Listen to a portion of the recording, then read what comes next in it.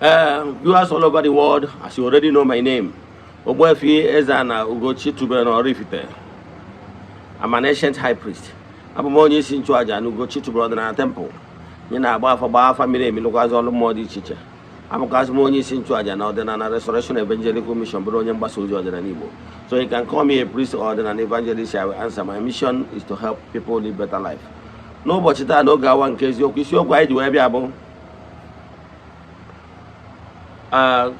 Godian religion philosophy, beliefs and philosophy. Ihe ndị ofe nsọ otu chi a kwenyere n'ime ya mgbe eji nwa ya na-ewepụtara ụnụ ya bit by bit.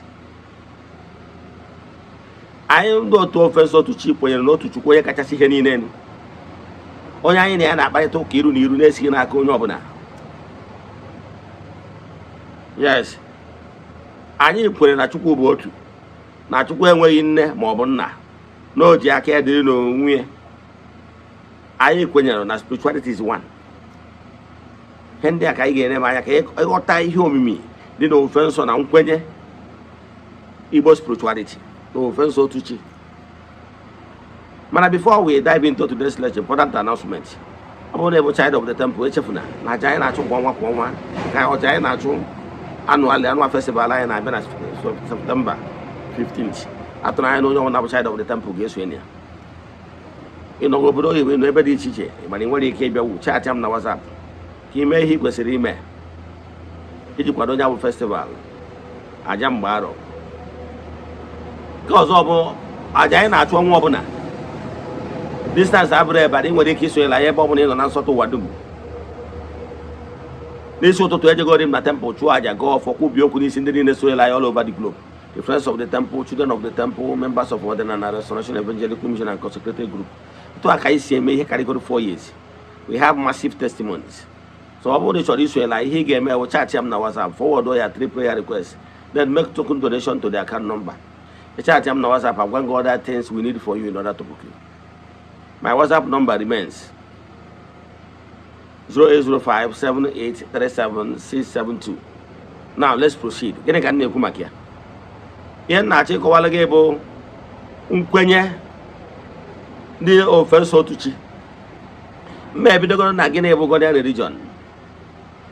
Godian religion bụ enwere okpere dị iche iche kwenyelụ na ndị dị iche iche, their founding fathers. Iji ihe ọmụmaatụ, ndị ofe nsọ ndị nke Kraịst a na-akpọ Christianity kwenyelụ na ha bụ ndị na-esokwazi ụzọ nwoke a na-akpọ Kraịst. Ị ghọtara ya? Yes, ha kwenyere na ya si na ọ bụ Chukwu ha. Ihe dị iche na ihe anyị kwenyere na ihe ha kwenyere bụ ha sịrị na Jizọs bụ chi ha, na ọ bụ onye nzọpụta ha, na ọ bụ onye ha kwenyere na ya, na-eweziga ya na nwere ihe ọzọ, na ha enwere ike ijekwuru Chukwu nke pụrụ ime ihe niile na-esighị n'aka ya bụ Jizọs Kraịst. Ya bụ nkwenye ha kwenyere. Mana anyị nwa bụ ndị ọdịnala, ndị obere nsọ ofe nsọ otu chi, anyị kwenyere na anyị bụ ụmụ Chineke. Anyị kwenyere na anyị ga-akọmuniketi to chi anyị bụ chi nke ukwu na-esighị n'aka onye ọbụla. Onye akpatara na ndị ofe nsọ otu chi na n'ike Chukwu ka anyị kwenyere na ihe niile na-eme. N'ike Chukwu ka anyị na-ekwubi okwu. Anyị kwenyere n'ike dị n'ekpere. Anyị kwenyere na mmadụ ga-akọmuniketi to chi nke ukwu a na-esighị n'aka onye ọbụla. Ya bụ na anyị kwenyekwa na Chukwu bụ otu na-alụ ọrụ n'ụdị dị iche iche. Anyị ekwenyeghị na Chukwu dị ịtọ ma ọ bụ na Chukwu dị person ịtọ. Anyị kwenyere na Chukwu bụ otu, naanị otu, na Chukwu enwere mbido, na Chukwu enwere njedebe, na ọ bụ onye nwa bụ onye okike ihe dum. Anyị kwere na anyị na ya ga-akparịta ụka iru n'iru na-esighị n'aka onye ọbụla. Anyị kwenyekwara na Chukwu bụ Chukwu, na Chukwu enwere anụ arụ, na Chukwu enwere nne, na Chukwu enwere nna. Anyị kwenyekwara na Chukwu enwere nwa, na Chukwu bụ Chukwu, na ihe niile si n'aka ya abịa. na ọ bụ Chukwu onye okike. Everything flows from him. Na anyị kwenyere na Chukwu nọzụ ebe niile, na Chukwu na ịma mma Chukwu dịrị ihe niile Chukwu kere. Ọnya bụ ihe anyị kwenyere. Anyị kwenyere na anyị ga-eje kwuru Chukwu na-esighị n'aka onye ọbụla bụ onye Mesaya, dịka ndị ofe nsọ ndị nke Kraịst si kwenye na ha ga-eje kwuru Chukwu site n'aka Jizọs only. Mana ndị ofe nsọ otu chi kwenyere na anyị ga-ejekwu Chukwu okike pụrụ ime ihe niile, onye kele enu kana, onye nwere mbido, onye ka ọ na-enwe njedebe, direct na-esighị n'aka onye ọbụla. Ọnya batara anyị ji wee kwekwesie ike. Ọnya bụ onye anyị na-akpọkụ.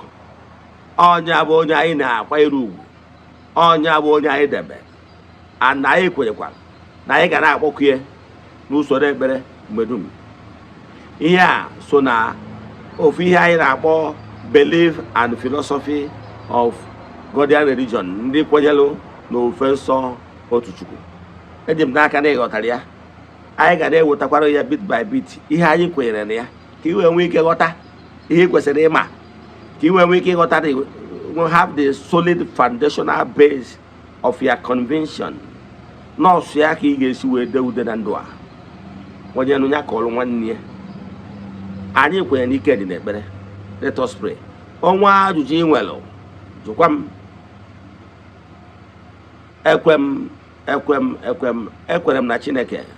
Ekwere m na ọ dị ihe siri m ike ka Chineke na-apụghị izi m ụzọ m ga-esi lụwuo ya, n'ihi na ọ mazuru ihe niile. Obi m siri ike na Chineke emeworo m ya. Ya gazie. May the blessings of Chukwu okike pụrụ ime ihe be with you all. May you be protected, may you be blessed now and forevermore. Ya gazie. Udo dịrị unu.